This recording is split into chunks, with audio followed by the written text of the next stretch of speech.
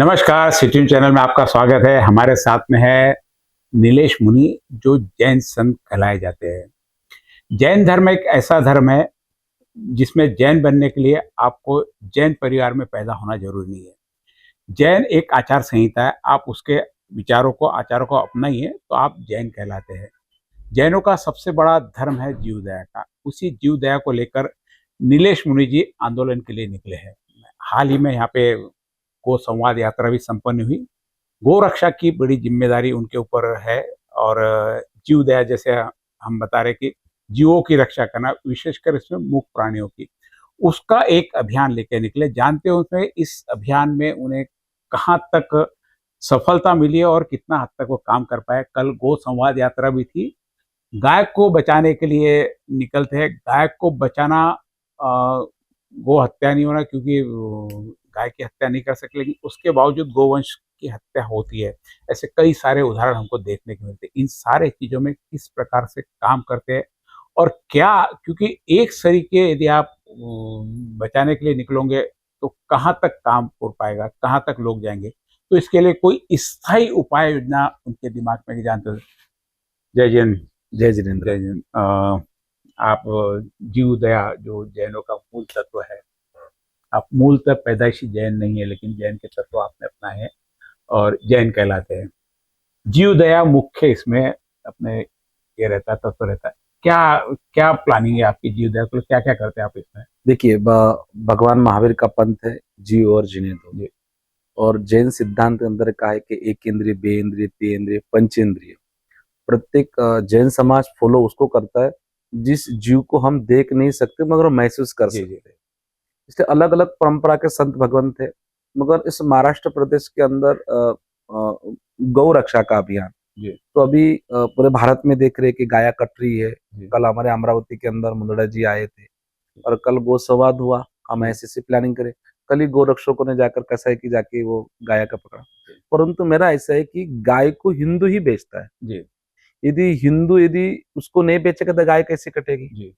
तो हमने राज्य सरकार से मिलकर और एक ऐसे अभियान निकाला है कि हम एक गाय में इतनी ताकत है कि एक गाय खुद का खर्चा निकाल सकती है। हिंदू क्यों बेचता है? जब वो भी हिंदू है, गाय की रक्षा करना, वो क्यों बेचता है? अभी तक चंदू भैया, अभी तक ये समस्या अभी तक किसी को पता नहीं है। लाखों गाया, लाखों टन आज बजरंग दल, विश्व हिंदू जागरण, आज हिंदू जागरण मंच के थ्रू 3,000 से ज्यादा बकरी ईद पर हमने गाया बचाई। कई गोरक्षक मौत को भी प्राप्त की, जैसे यवतमाल में नई घटना हुई है। बहुत गोरक्षकों पर हल्ला भी होता है, परंतु हमें चाहना चाहिए कि गाय यदि हिंदू बेचेगा ही नहीं तो कसाई खरीदेगा कैसा। गाय क्यों बेचता है? हिंदू क्यों गाय बेचता है? जब उसको मालूम गाय माता है, गाय भगवान का रूप है, क्यों बेचता है फिर? अब देखो, गौ माता का जो प्रश्न है, तो मैं तो यही तो प्रश्न लोगों को, सनातन धर्म को समझना चाहिए ना। इसका मतलब है हिंदू ही हिंदू का विरोधी है, मेरा ऐसा। जो गाय जिसके पास है उसकी, मुझे लगता है कि पालने की ताकत नहीं है, इसलिए शायद बेचता है। यदि पालने की ताकत रहती तो मुझे लगता है गाय बेचता है। नहीं बेचेगा तो उसके लिए आप क्या, वो नहीं पाल सकता, आप बोले उसको गाय मत बेचो, उसको पाल भी नहीं सकता, तो उसके लिए क्या उपाय है आपके पास में? देखिए, क्योंकि आपको यदि बचाना तो उसकी भी तो वो जो व्यक्ति है उसकी भी तो आपको रक्षा करनी पड़ेगी, आर्थिक रूप से भी रक्षा करनी पड़ेगी। आपके पास क्या प्रयोजन है इनके? देखिए, अभी प्रयोजन तो बहुत सारे, तो जैसे अपना काम है, गौ माता के अंदर 36 करोड़ देवी देवता है। भगवान श्री कृष्ण ने खुद उसकी सेवा की है।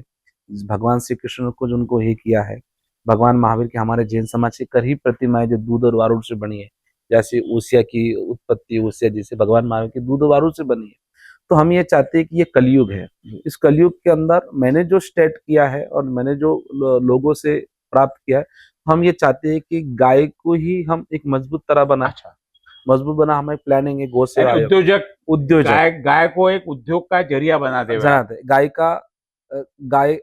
का दूध, गाय का गोबर, गाय का दही, गाय का छाछ, दूध दही छाछ सभी। तो हम सोच रहे हैं कि हम ये गाँव में नहीं है। गौमूत्र उपयोगी है, उसके पंच कल्याण के लिए आता है। ओरिजिनल दूध आज मिल नहीं रहा है, आज दही ओरिजिनल नहीं मिल रहा है। तो हमने राज्य सरकार से एक निवेदन दिया। अभी शेखर जी मुंदड़ा जी आए थे, उन्होंने कहा कि हम उद्योग निकालेंगे। जैसे गोबर से गणेश जी, इस बार अपन ने कम से कम पहली बार गौ सेवा आयोग ने कम से कम नहीं से ज्यादा चंदू भैया, कम से कम नहीं करते करते 2 करोड़ के ज्यादा से गणपति गोबर के गोबर से बेचे, बनाए। परंतु अब वो प्रोजेक्ट नहीं आ रहा है। गौ सेवा आयोग का काम क्या है, क्या काम करता है गौ सेवा आयोग? गो सेवा आयोग को, गो माता को अभी माननीय एकनाथ शिंदे साहब ने गो माता को राज्य माता घोषित किया। जी। वो और पहले से भी देवेंद्र फडणवीस देवाभवन ने उसके ऊपर कानून, पर बाला साहब जो थे उन्होंने कहा था कि यदि पहला मेरा कोई मुख्यमंत्री बनेगा तो मैं उसकी गो माता को राज्य माता का दर्जा दूं। तो महाराष्ट्र का ये पहला अपना प्रांत है, भारत महाराष्ट्र का, कि पहले शिंदे साहब ने ये दिया। उसके बाद देवेंद्र फडणवीस की सरकार आई और गो सेवा आयोग बनाया और उसका अध्यक्ष माननीय आमदार हाँ मुंदड़ा जी को मैं जो अच्छा काम कर रहे हैं। जैसे वो गो सेवा आयोग से पहले पद पर बैठे थे, 500 गौशाला के अंदर चंदू भैया उन्होंने संरक्षण किया, गांव गाय में देखा। अभी हम गायों के अंदर कोशिश करें कि गाय से उद्योग कैसा होगा, गाय से उपयोग क्या होगा। आज जो खद आप डाल रहे हैं उसकी उम्र आज जो सब बाहर है, गाय का केमिकल वाला खद डाला है, वो अभी ऑर्गेनिक नहीं है। ऑर्गेनिक नहीं। अभी आप देख लीजिए जलगांव में के अंदर देख लिए रसिकलाल बाफना की गौशाला है, वहां का खत बहुत लाखों करोड़ों में बिक रहा है।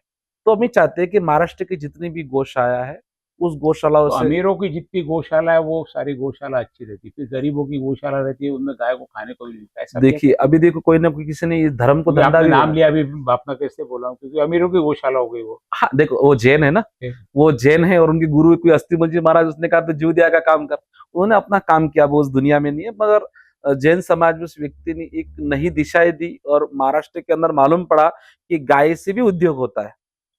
गाय से आप उनसे चर्चा करें, बाकी जगह ऐसे उद्योग लगे तो वो सहयोग करेंगे, बाकी जगह की सिर्फ अपनी गौशाला में करेंगे वो?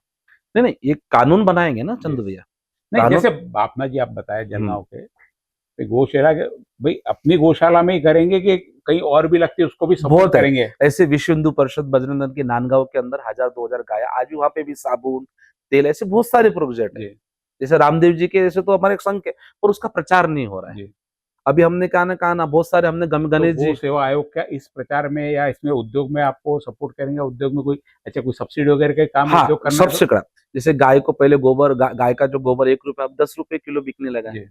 और दूसरी बात, एक गाय के ऊपर 20-25 रुपए मिलते थे, अभी 50 रुपए गाय को दे रहा है। या 300 गाय 3-3 लाख रुपए। गो सेवा आयोग काम अच्छा कर रहा है, पर अपन अभी जागरूक हुआ ना, गो सेवा अभी 3 साल हो गए उसको प्रॉपर यानी अभी चैनलाइज नहीं हुआ, उसको वो है, वो तो टीम बनानी पड़ेगी इसके लिए, पूरे आपको हर जगह कार्यकर्ता बनाना पड़ेगा, संगठन बनाना पड़ेगा। हाँ, इसलिए अपन ने इस संगठन के थ्रू इसलिए महाराष्ट्र प्राणी मित्र गोरक्षा मंच अपन ने बनाया है।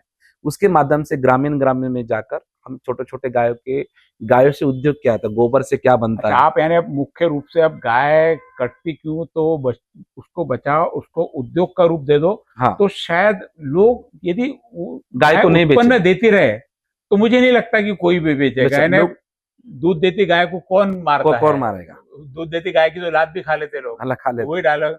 हमारे साथ में थे नीलेश मुनि, जो बहुत संक्षिप्त में उन्होंने एक बहुत बड़ी बात कही थी कि गाय कटती क्यों, यदि कटने का कारण यदि बचा लिया तो मुझे लगता है कि आगे इसमें भागना नहीं पड़ेगा ट्रकों के पीछे कि गाय बचाना, गाय बचाना, गाय बचाना, बल्कि उनको गाय से दूसरे पर्याय पे आना पड़ेगा। जिनको इनकी आदत पड़ी गोवंश से दूसरे पर्याय पे आना पड़ेगा।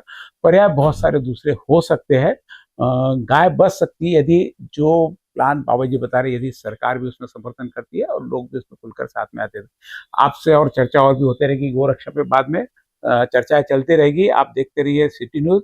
गोरक्षा का संकल्प लिया है। आपको बहुत बहुत शुभकामनाएं। नमस्कार। जय जिनेंद्र, जय महाराज।